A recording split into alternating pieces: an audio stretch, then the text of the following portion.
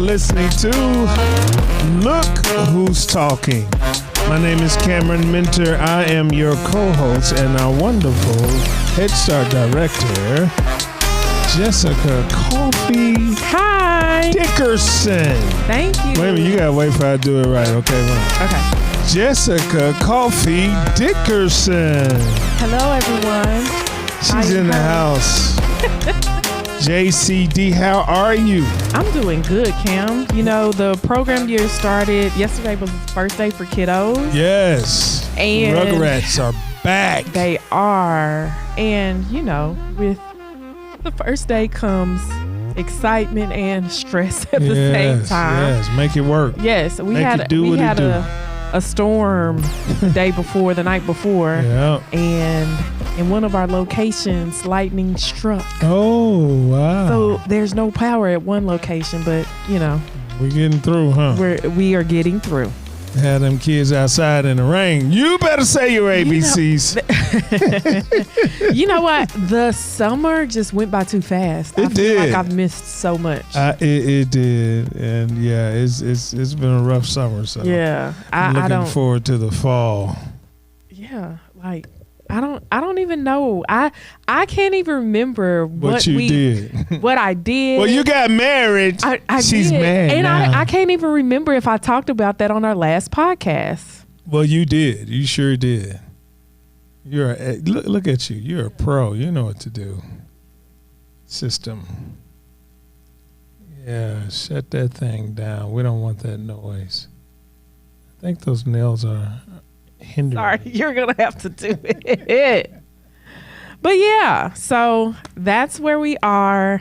I can't even remember if I talked about getting married.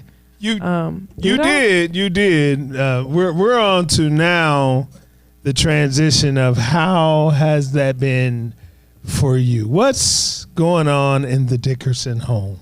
Well, my husband is a great cleaner. That was a concern. That was a concern because JCD is a little OCD. I am. But you know what? It's the transition, and I think about this for kind of any transition with life. Like, there's gonna be some things that like, oh yay, and then I wasn't expecting this. Yeah. So we are, and one of the biggest things for me is, well, besides having, you know, people in my house, because I was used to being single and, you know, but is the balance between work and life, because I haven't had to do that before. At least maybe I was supposed to, but I didn't because I didn't have to, you know? Right. Like work was life. Yeah. And now life involves other people. That's right. It's kind of like husband's waiting at home like, where you at? Yeah.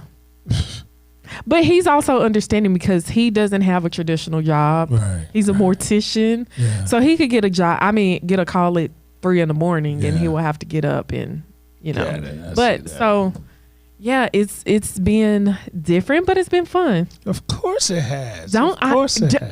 Don't I sound like a wife now? Yes, you sound like a wife. You're so calm. We didn't give 15 notices about your birthday. I think we only got one. I was going to say, now you got one. You might not have gotten me. Oh, that was a thing. So, I mean, of course, y'all know I celebrated my birthday last week. And yay. My birthday is like a month-long celebration. It was. Yes. And we're still celebrating. What are you talking about? It was. Yeah. So I usually plan out a whole just thing. And he was like, do you trust me? Oh. Are you going to let me plan? Oh. So I had nothing to do with my birthday plans, and that gave me a little bit of anxiety because I'm like, well, what if he doesn't want to do what I want to do? Right. But no, he did a great job. Oh. Yeah. So it's over.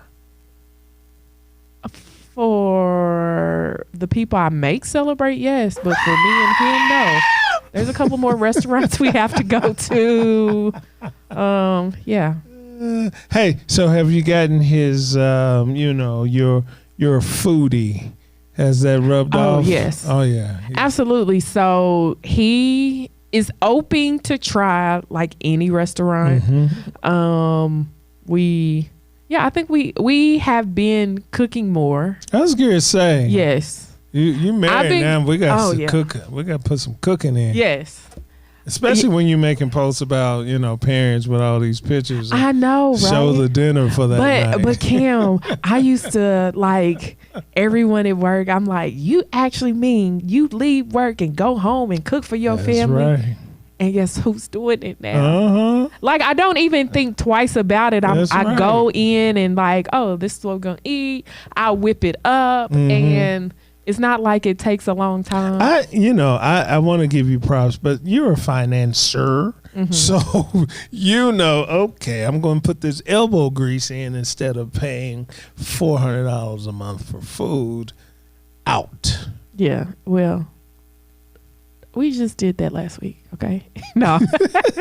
No, because now bringing two people, two finances, and I'm like, I know that I was, handling by myself, but now coming in. Teamwork. Yes, it's teamwork. It's, hey, how can we flip this money? Right. And make it work for us. Exactly. That's it. So, yeah, we're just trying to lovingly figure everything out. It's been fun though. That's good. That's the great part. I still keep saying about Christmas. Christmas is coming. Thanksgiving's coming. So you better get that together. Yeah. So we have yet to decide on because he's from here, his family's here, and mine is 4 hours away in Paducah, and I'm like, this will be the Thanksgiving. I've done Thanksgiving away from them, but Christmas, I'm sorry, my mama and daddy still give me gifts. No, that's over. That's over. You get socks and drawers from here on out. You just better look for them. No, they still give gifts. I still want to be present for those gifts. But I've talked to my niece, nephew, and my sister, and we're concocting let's do Christmas away because they're older now. It's not as fun. And we're thinking about doing it away and somehow convincing my parents they need to come. Go! Yeah. I don't know how that's going to work because they're like more traditional. That's me. Yeah. But I will say we're open. Yeah, right. We're open because cooking for everybody and all that's getting old. That's getting old. Well, and yeah, I just feel like we're in a different place, society-wise, world-wise. Like, I'm into experiences more than I'm into gifts now. Don't get me wrong. But if you give me a gift, I'm going to take it. But I'm with you. I want us to have memories. Yeah. That's good. That's real good. Well, it sounds like you're ready for a coffee break.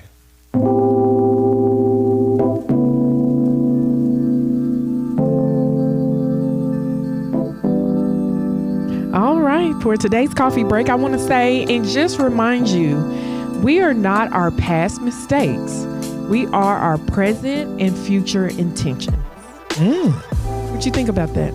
Oh, I love that. Not our past mistakes, because there's somebody who will always remind us of our past. Oh my God, I got a story, but it'll be an off-air story. But those who remind you of your past want to keep you held to those past to make them feel better about your accomplishments. Some people would rather remember you in the mud than to see you in the light. Yeah. You see what I'm saying? Yeah. So, yeah. And it's important that, you have a different vision of yourself. Whatever that past was, it should not block your vision or you seeing clearly on your present and your future. That's it. That's it. Because if we are stuck to our past. Were you at pre-service? No. Oh, you were not. I know. We had someone at pre-service who works with our homeless population, and he laid it all out about his past. Like, he was very transparent, and he said the only way that I can basically understand someone who was on drugs, who was homeless, is because I've been in that place, and now I'm walking with them to get them out. It was just so powerful that, like, I felt like the room erupted, and you know, people had tears because sometimes, you know, through the hustle and bustle of work, through the frustrations and things like that, we kind of lose focus of what we're here to do. But I feel like that put us back into that spot of, I am here to serve people. I am here to make a better pathway for someone else who's, you know, walking on the dirt road. That's it. You know? That's it. And speaking of, Cam, we have a great guest on our show today. We're going to be talking about understanding grief in children, because sometimes, again, with this pathway, there might be something that in our past that we're dealing with that we haven't dealt with. So we have Leila Salisbury here with us. And she is the executive director of the Kentucky Center of Grieving Children and Families, and that was founded in 2020. Welcome, Leila. Thank you. I'm so glad to be here today. We're so glad to have you. Absolutely. And knowing that our program, we have experienced loss on many different levels in our program, and it's good to have you here and know that there's a resource out there for children and families. Yes, I will say all our services are free for kids and their families. We do community-based support groups. We've got some school-based services for professionals. We do training, education. This fall we're about to start, and I'll make sure you all have information about that, bi-monthly kind of open Zoom for parents and caregivers who have questions about grief. And, Gotcha. you know, we may take a topic, or sometimes, you know, people can just ask us questions, and we'll have our clinician on there. And,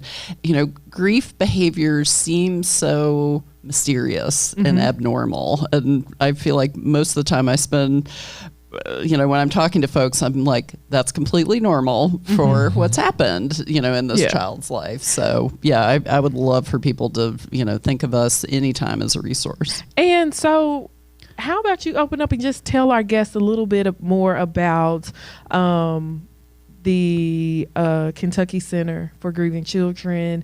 How did it get established? Yeah. Tell a little bit more about you. Yeah, so this was a career shift in my 40s, late 40s for me.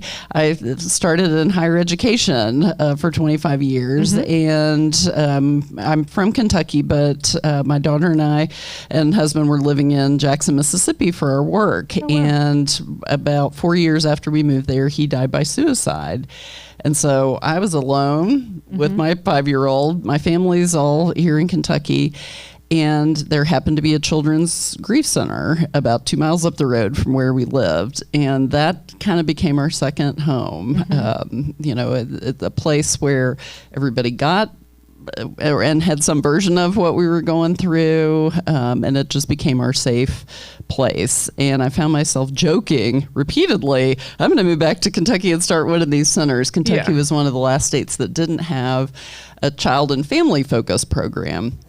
And so about the 5th time I made that joke, I'm like, okay, you know, my soul is telling me something here. So I started a year before we moved volunteering with them just to see from, you know, the non-client side, what does this work feel like? And I loved it. You know, I always say that center was the most peaceful and happy place I knew. And, you know, when you're talking about grief, anybody who hasn't walked this journey is like, what? That doesn't sound right. But I think for people who have experienced that, there are those places. And so I realized that's what I want to do for Kentucky. So we started during COVID, which was kind of crazy. But my MO has always been never waste a good crisis. So we were very fortunate. There was COVID recovery money coming through the state. And so we started a pilot with Fayette County Public Schools to do school-based grief groups to start. And it kind of grew from there. And a year later, we added a family group in Lexington. This fall, we're ready to add, or well, it'll probably be January, but a second location of a family group with St. John Missionary Baptist Church to really, there's so much need, and I want to create spaces that feel right for any family. Right. So it is. I just want people to reach out to us. I think people are afraid to talk about or touch their grief, but I feel like that's one of the most empowering and powerful things you can do for your family as a whole, and especially for the kids who are impacted. Well, we'll talk more about that. I just went through some grief, and as you were saying, everybody's been real quiet around me. So, we'll talk more with Leila right after the break. You are listening to Look Who's Talking.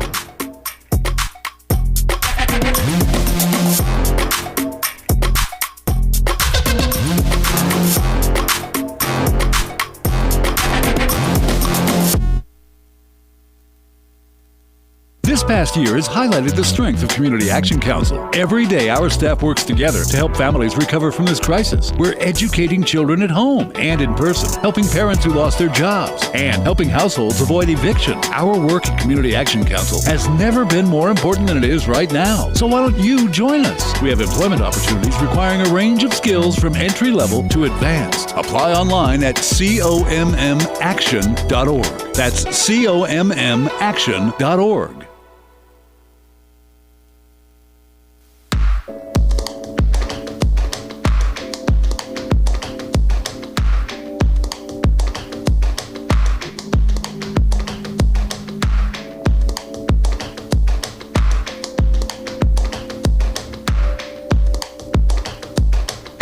Back, and we're talking with Leila Salisbury, right? And we're talking, Leila. I want to keep saying Leila. It's Leila Salisbury. I'm so sorry. And we're talking about grief, and I just lost my mom, and it's funny coming back to work because people don't know what to say. They don't know what to do. They look. And you get the look, or unless they're turning down the hall, like when they see you, because they kind of like they love you, but they don't know what to say. It's the elephant in the room, and everybody's like, "Hey, hi, okay." Yes, Yeah, and it's difficult. It's difficult dealing with grief and knowing that life must go on, right? You got to get back into a routine. You got to get things going. You just can't stop. And I think that's a challenge in dealing with grief. What are some ways that people can take that grief and, is it okay to talk about it? Yes, that I joke like 90% of my job is encouraging people to have uncomfortable conversations they really don't want to have. I think talking about it is so important because once you do, it is the most common human experience we will all have. Mm-hmm. We will all experience loss during our lives. And so to me, it's funny and odd that, like, considering that is the thing that connects us most as humans, like, we're terrible at acknowledging it or react like it's this other thing that, we don't want to acknowledge or talk about. And so there is something very freeing. And something I think grieving people find is they're sometimes surprised and disappointed by who doesn't show up for them, because sometimes the people you think are going to show up don't. And then that's its own form of grief. But I think they also find, and this has certainly been true in my experience, other people show up that you don't expect. Right. They're kind of like maybe your second circle often. But suddenly in these moments of grief and loss, like the right people do show up. Right. They're just kind of different from maybe who you thought. And so there is something, it's both sad and beautiful, like the new connections that you make, and you find the people who will talk about it with you, and that becomes, a source of strength. People just feel like if we talk about it, it'll be triggering. Yeah. It'll be upsetting for you.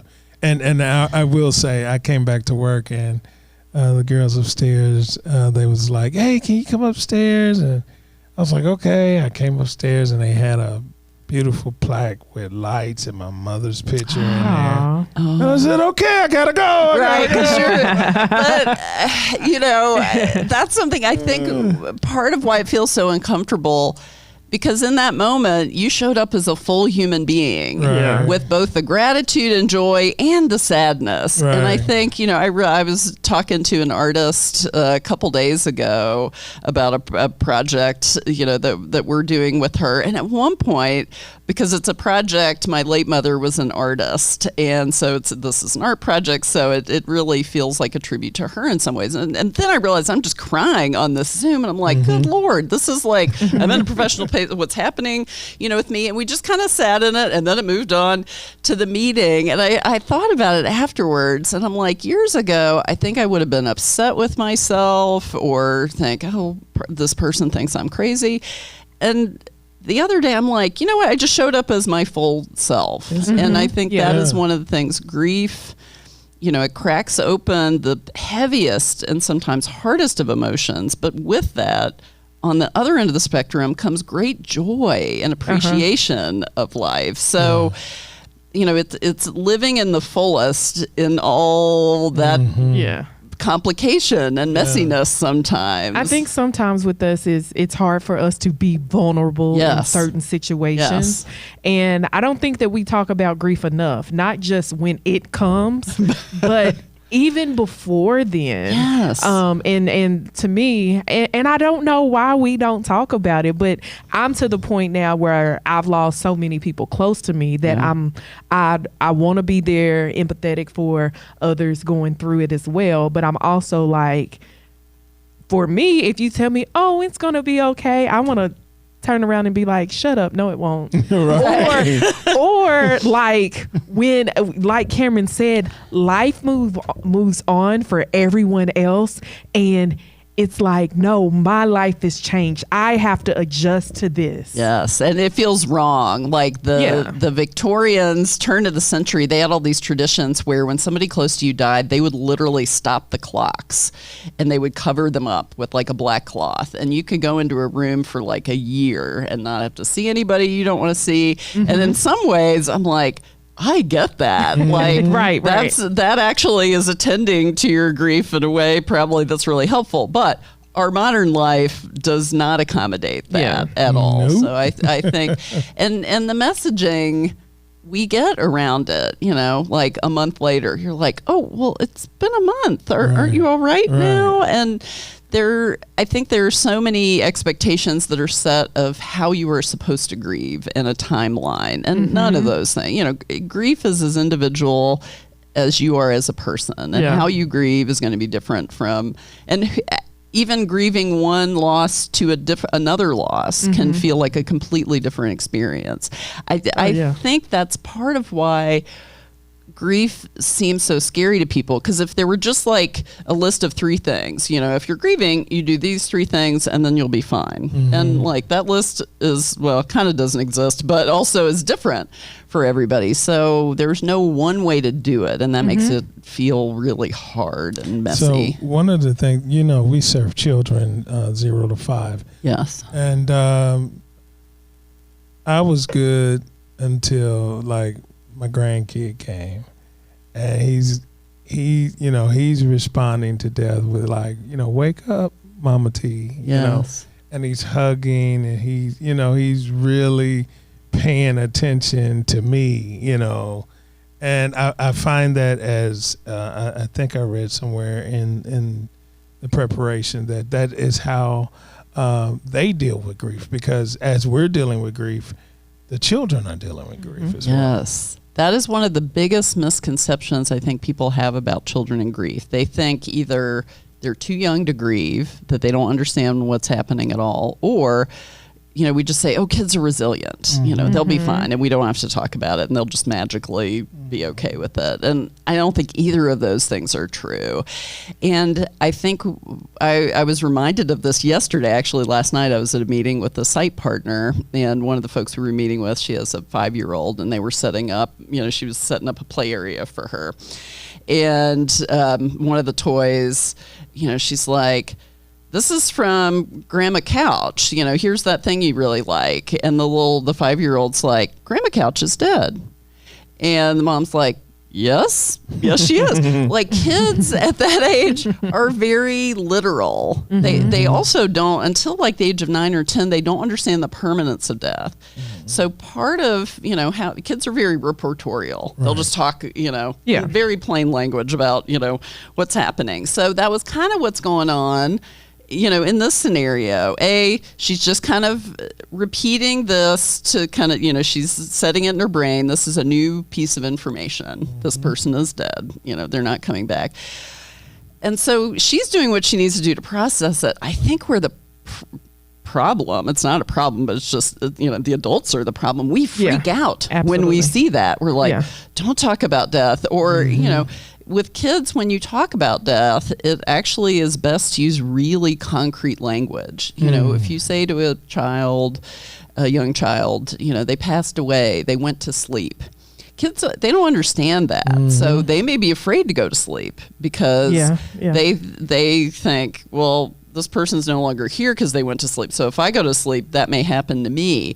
So a lot of the euphemisms around death are actually confusing and frightening for kids. So when they can say they're dead, they died, to us adults, that sounds terrible or like really harsh, but actually that's kind of what the kids need. You know, they're through play or, you know, I've seen kids playing death Barbies. They'll recreate, you know, a car crash or a funeral scene, and the adults are freaking out. And I just say, you know, that those are the tools that young children have to process what has happened in their lives. And that's a good thing that they're doing that. So are there any tips or pointers you can give parents who may find themselves in a place where someone important in their life has died, and like, is there anything that they should look at with their kiddos to say, hey, at what point do I find them a counselor, or do I do that in the beginning? Like, yeah, so I'm so glad you asked that, because a lot of times I'll get phone calls from, you know, caregiver or surviving parent, and they'll be like, her dad died yesterday. I would like a counselor tomorrow for tomorrow. And, you know, and the child's 6. And I'm like, well, they may eventually need a counselor, but like, grief and being sad about something is also a natural process. You know, we've loved and had a relationship with this person who's died. Like, we're going to be sad. You know, there are a series of normal emotions that follow that. And so I don't want to make, you know, grieving is not mental illness. I guess that's something I really would like to say. And kids have a journey. They're going to need to go through that. Now, you know, and that's one thing I want to encourage, you know, people are always, we're happy to do phone consults. Like, people call us all the time. We don't do individual counseling, but we work with referrals to make sure to, you know, we can hook people up according to, you know, what kind of insurance you have with a counselor who's good with grief and the type of grief, you know, that this child may be experiencing. So in cases where it was a traumatic death, they may have witnessed a violent death or something like that. You know, it's maybe more likely that they will need help of a counselor in some additional processing, or, you know, kids re-grieve. The other challenging thing of parenting a grieving child, they re-grieve at every developmental stage, because it, you know, as their brain develops, they're able to understand death in different ways. And especially deaths that are, you know, stigmatized, homicide, suicide, overdose, you know, they're going to react to them one way when they're 6 and a different way when they're 13. So I think, you know, helping parents understand, you know, for better or worse, this is a lifetime parenting gig. I know that's hard to hear. And I remember when about 6 months after my husband died, the moment I understood that, and it was kind of one of the worst moments of my life, because I'm like, we're never done talking about this. Yeah. But I will say it's different, and it comes in waves and stages, so it's not like it is this super heavy 24/7 thing, for the next 18 years, if that helps anyone listening who's experienced a loss. Like, you can get through it. I think my big advice is don't be afraid to talk about it. Mm-hmm. The other thing that I think is so important, take the child's lead. And I am the worst victim of this. When this child, the other night said, "Grandma's dead." I think in my past life, I would have taken that as the moment to, she wants to have a conversation about why do people die? Why is there illness and sadness in the world? Like, I would make it into a big thing. And literally all this child is doing is saying, "Grandma gave me this toy and she's dead now." And like, that may be all this child needed or wanted to say about this. So I think in some ways, we as adults complicate it or make it so much harder. So I think listening is the best thing, like active listening. The parent can say, a caregiver can say back, Grandma Crouch is dead. And then the child may want to talk more, or that may be all they needed. Mm-hmm. And so just that active listening, honestly, it's easier than trying to figure out what you think the child is needing. They'll kind of tell you most of the time. So that's my best piece of advice, especially with younger ones, but also teens. Like, let them lead you in these conversations. That's good. All right, we run out of time. I'm not done. I know. We gotta bring. I have a lot more questions, but I'll come back anytime. Right. This is a big topic. It is so big. Can you tell us what the Kentucky Center for Grieving Children and Families? Can you tell us how they can get in contact with you, or if you have some, community events coming up? We do, actually. So on our website, www.kcgcf.org, but if you look up Children Kentucky Grief on Google, it'll pull it right up. There's information about our open family groups on August 20th. So in a few weeks, we have an ice cream social that's going to be over at the Whitaker Y Family Pavilion. And it's a free event just for families who've experienced loss to come meet our staff, hear more, meet some of the families who come to our family grief support groups, and see what that's like. We work with kids, so everything is play-based. We know they're kids. Yeah. And so we design, what we do accordingly. It's very hands-on, and kids still need to be kids. Yes. And so I encourage folks to come meet us and just learn more about it, because people hear grief support group and think it sounds so sad. And I don't want to do that. Yeah. It is the sound I associate with our group nights is laughter. Kids are playing. They're just happy to be with other kids who are like them. Yeah. They're not the different one in that space. And the adults create their own beautiful community.